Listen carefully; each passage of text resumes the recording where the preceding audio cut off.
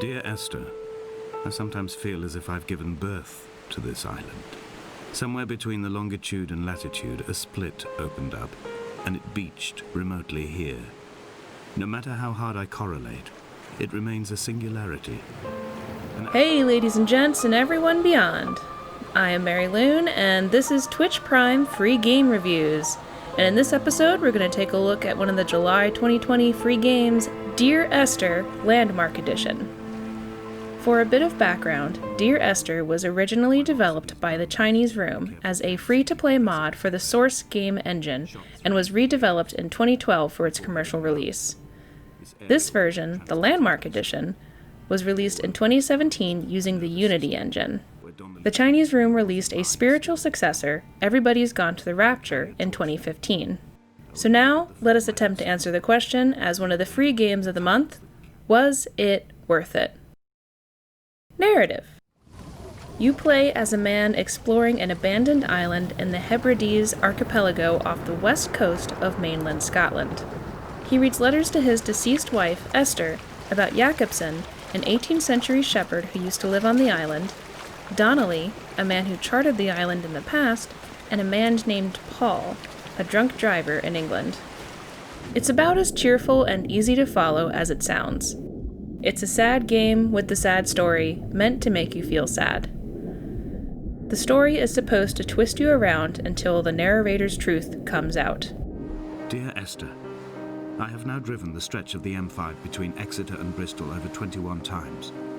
But although I have all the reports and all the witnesses, and have cross-referenced them within a millimetre using my Ordnance Survey maps, I simply cannot find the location. You'd think there would be marks to serve as some evidence.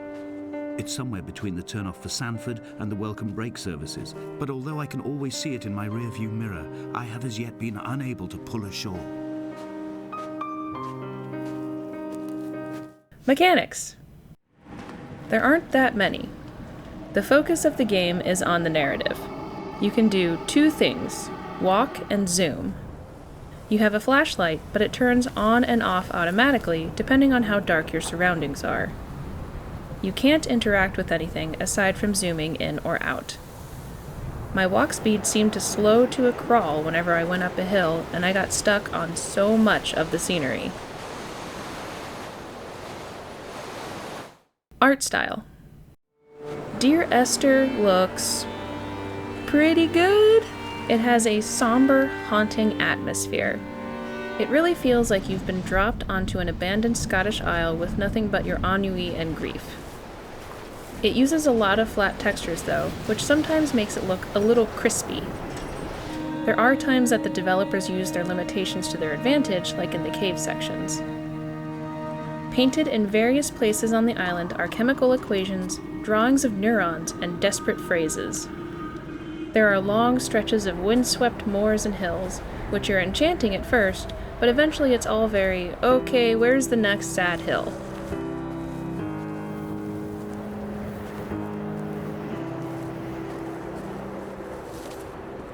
Sound.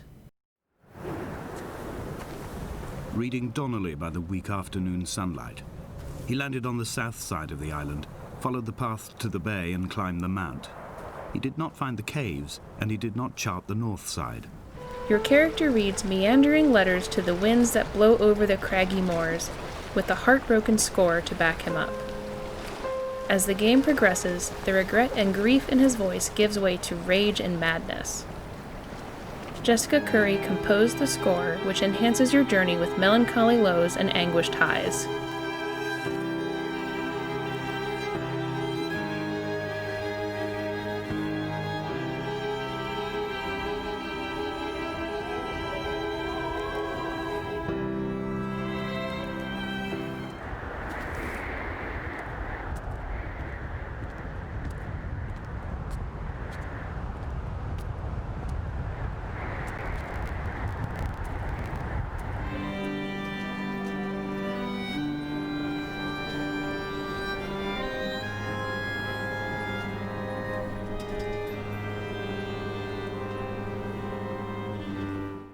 Replayability.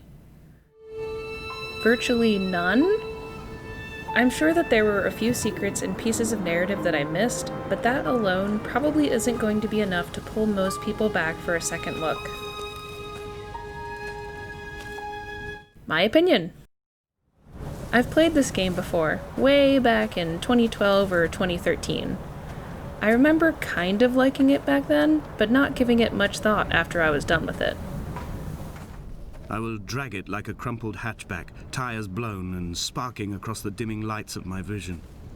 I'm running out of painkillers and am following the flicker of the moon home. When Paul keeled over dead on the road to Damascus, they restarted his heart with the jump leads from a crumpled hatchback. It took 21 attempts to convince it to wake up. When I played it again for this review, I felt so much frustration with its pacing. After a while, I didn't explore as much as I could.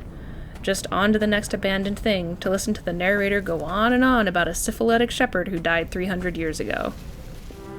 He came here every summer whilst building the bothy, hoping eventually that becoming a man of property would secure him a wife and a lineage. Donnelly records that it did not work. He caught some disease from his malcontented goats and died 2 years after completing it. There was no one to carve white lines into the cliff for him either.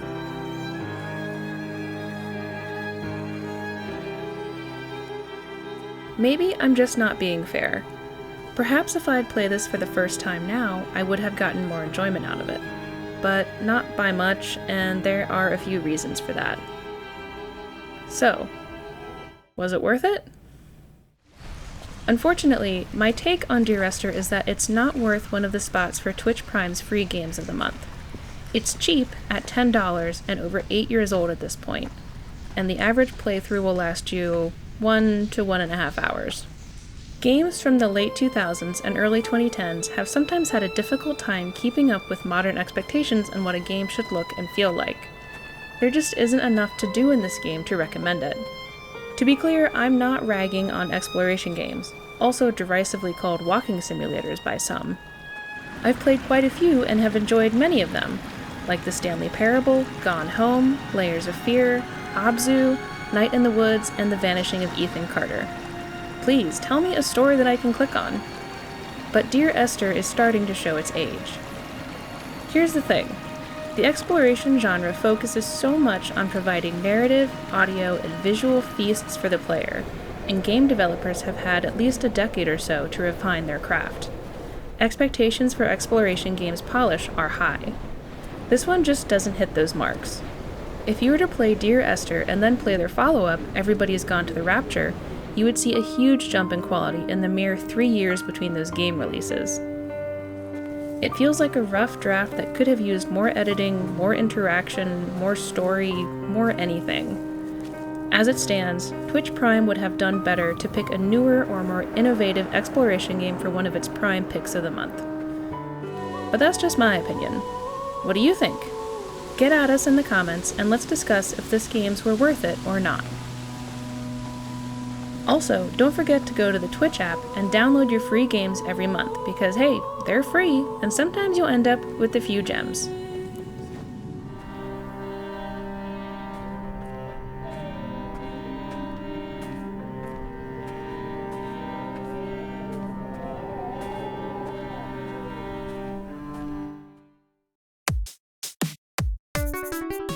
Thank you for watching, and if you liked the video, please like, comment, and subscribe, because BabyNoobCakes and I take a look at the Twitch Prime free games every month.